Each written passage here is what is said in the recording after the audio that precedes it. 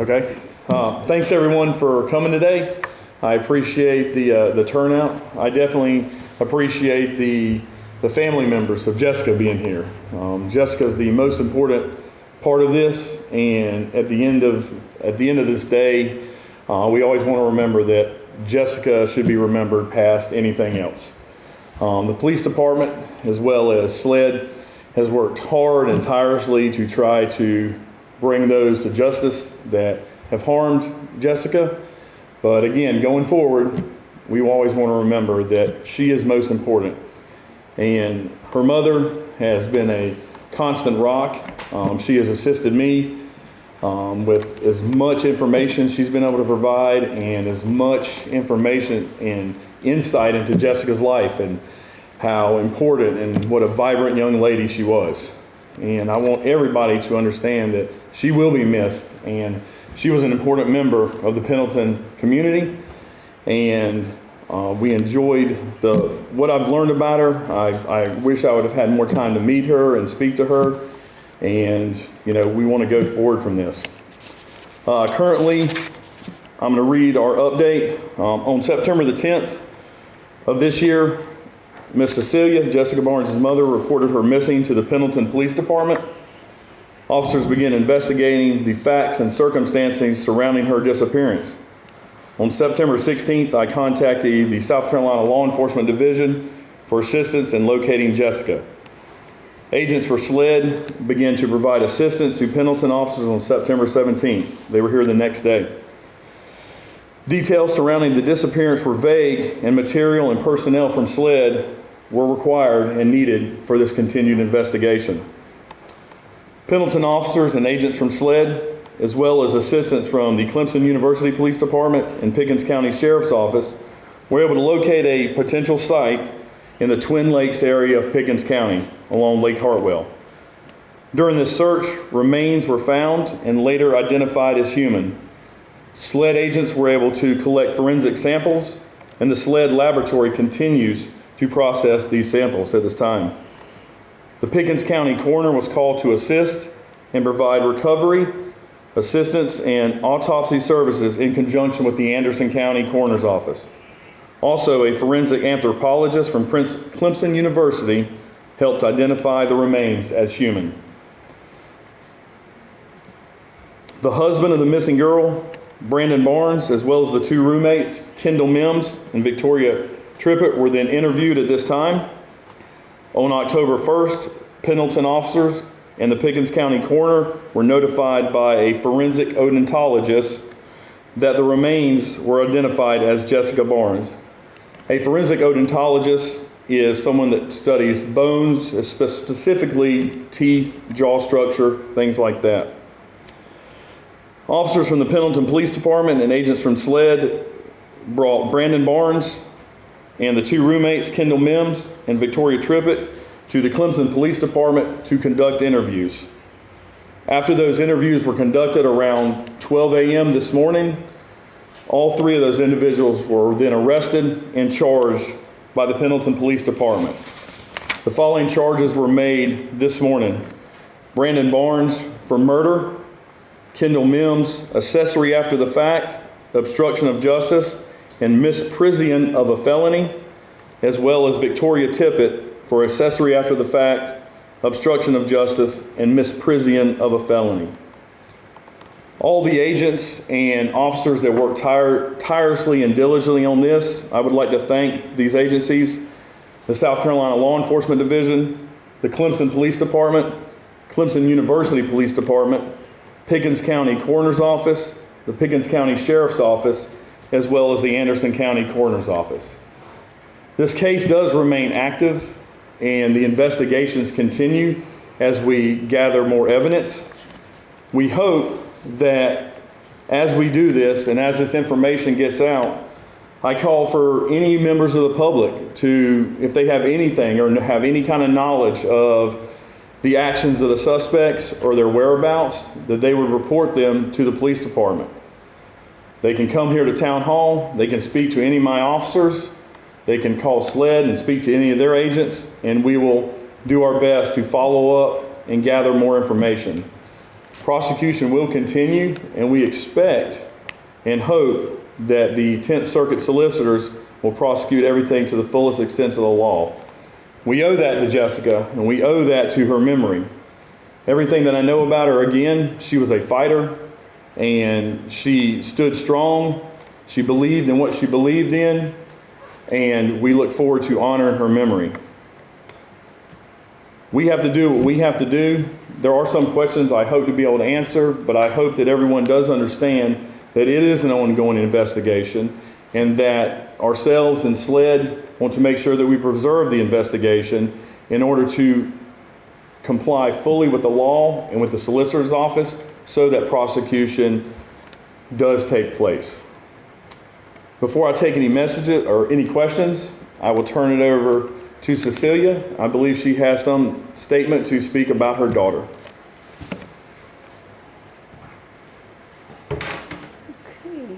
It's okay. I do it all the time. Okay. Thank you all for coming and for being here with me and for all the prayers and support. And what can I say? Jessica was full of life. She believed in Jesus and God, and she loved God with all of her heart. And now she's with Jesus. And we're all sad, but we know that she's better over there than in here. She's not with her abuser anymore, and she's in heaven with Jesus. And I thank God and everybody who helped her find it. And I want to thank everybody who prays for us and for the family and for the siblings. And I'm gonna continue to be a voice for Jessica and to spread like awareness for her and for the horrible thing that happened to her. And I know that God is in control, and God is with her, God is with us. And thank you all for coming, and we keep on hoping and praying that God will intervene to all the cases, and everybody that is watching and take an action. Any victims of violence, domestic violence, will stop. And that's all. We just pray and hope that God will give us strength and to continue to do that, to be a voice for her. Thank you, Cecilia. Yeah. Right now, I'll open the floor for any questions if anybody has anything, and I'll try to answer the best of my abilities. Yes, ma'am. Do we know where Jessica was last seen? I know it was August 1st. roughly. Jessica was last seen at her residence on Laurel Drive. Who saw her then? Her husband and roommates. So he confirmed seeing her, but then after that, that's when the information stopped. Well, the information sort of stopped, and the information was kind of getting put out convoluted via social media. And that's what took some of the time to process the intelligence coming from social media and to filter that out. But we do know that Jessica was at her residence all the way through September the 2nd. Do we know what, through September 2nd, she was in her residence through September? I'm sorry, August 2nd. I apologize, Okay, August 2nd. Thank you. And I don't mean this as a criticism, but how was it that Pendleton Police got involved a month and a half later, that it wasn't sooner? We were notified by Miss Cecilia here. It was normal for Jessica to have limited contact, and it was infrequent, so to speak, good days or good weeks with her mother. And when her mother hadn't realized that she had spoke to Jessica after about a month, because she typically calls on the birthday, at that point she became concerned and she reported it to the police department here on the 10th of September. Ms. Navarro, it was your birthday. She didn't call you your birthday. She did not go. When's your birthday? August 26th. 26. 26, you didn't hear from him, I understand. No. Okay. And then the Twin Lakes boat ramp, is that Anderson and Pickens County? Is that like jurisdiction? There is a little bit of the Twin Lakes recreational area that is inside Anderson County. Where the remains were located were in the Pickens County portion of the Twin Lakes area. And you called SLED because you knew it was outside of the town of Pendleton and was going to be multi-jurisdictional? We called SLED. Our resources here in Pendleton are very good. They also are limited in some aspects of investigations and some of the tools that the larger agencies around us do have.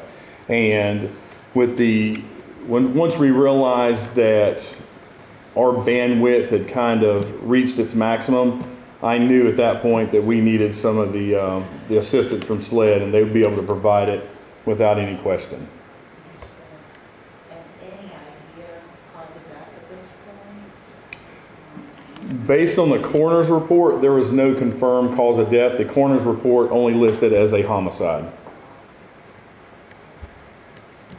Do you anticipate additional charges in Pickens County, or? I believe that SLED is working on continued investigation inside Pickens County, and SLED would be the best to answer about Pickens County because Pendleton, we ended our jurisdiction and within Anderson County. Mm-hmm. Yes. What detention center is he housed in, or are they housed in? They are currently housed at the Anderson County Detention Center.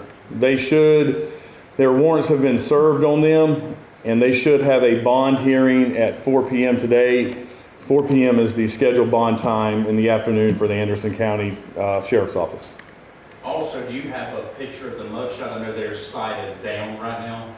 I do not. They are having critical infrastructure issues with some of their electronics, CAD and dispatch and things like that, and their software program that works that does not. So I currently do not have one. And also, the Anderson County Coroner's Office sent out a release earlier.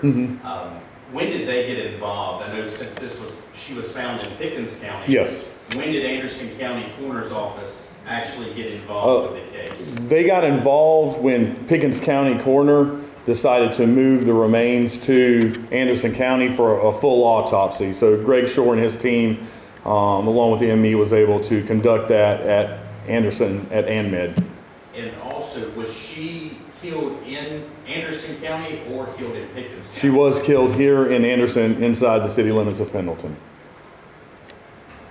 So it's the understanding the remains were moved to Twin Lakes? The remains were located at Twin Lakes, and we're continuing to look into it and conduct some more investigation into how they got there.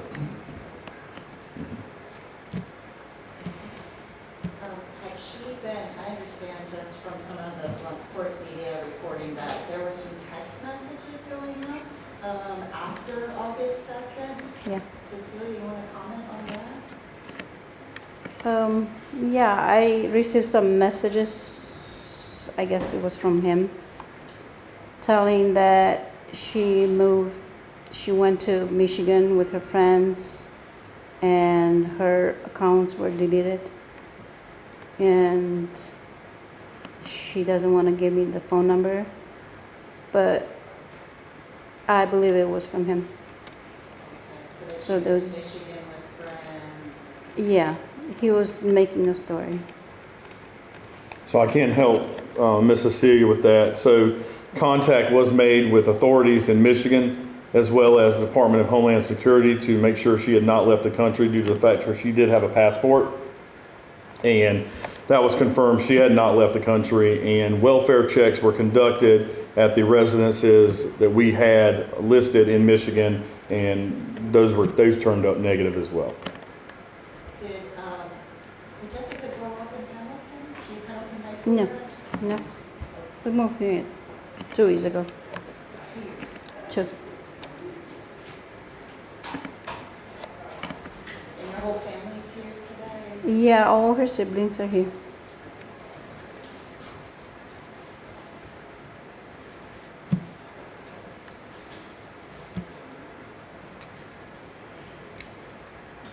if no one else has any further questions, I hope to continue to be able to provide updates as they move along. Again, working in conjunction with SLED and especially waiting on information that comes out of the lab in Columbia. They do a great job and they push out as much as they can, as fast as they can. And we are being tagged as a priority case, so we hope to get as much as we can as soon as possible. And again, hopefully the information, as soon as I get it, I can be able to continue to push it out to everyone. Yes, ma'am. I did wonder, this is quite rare, right? Pendleton has not seen. That is correct, ma'am. The town of Pendleton and the almost 4,000 residents here, the violent crime rate in this town is almost nil. I believe based on the last count, the last homicide that we had in town was in December 2019.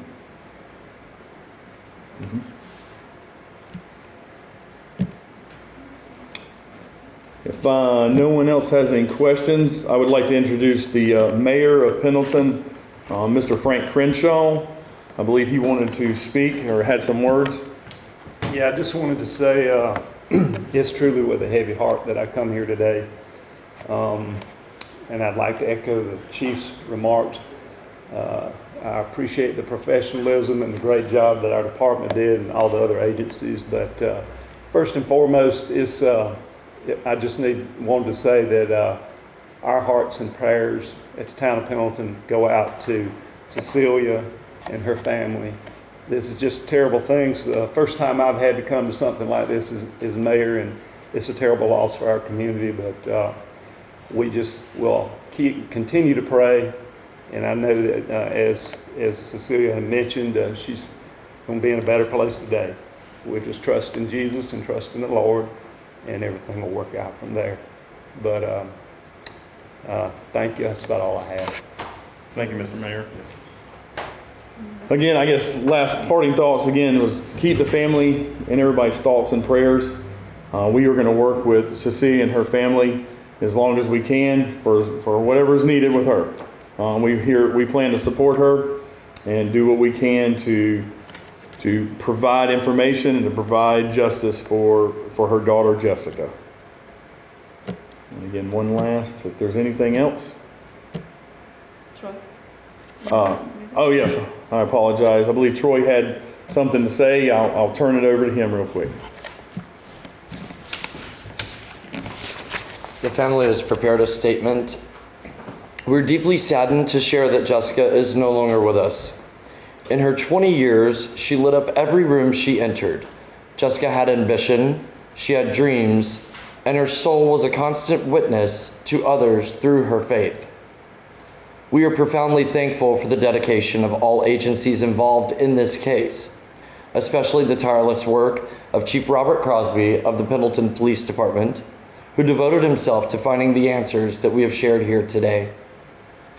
With heavy hearts, we humbly return Jessica into the hands of Jesus, where we know that she is now safe from her abuser. Her spirit is renewed, and she is enveloped in the love she so longed for so deeply while she was with us here on this earth.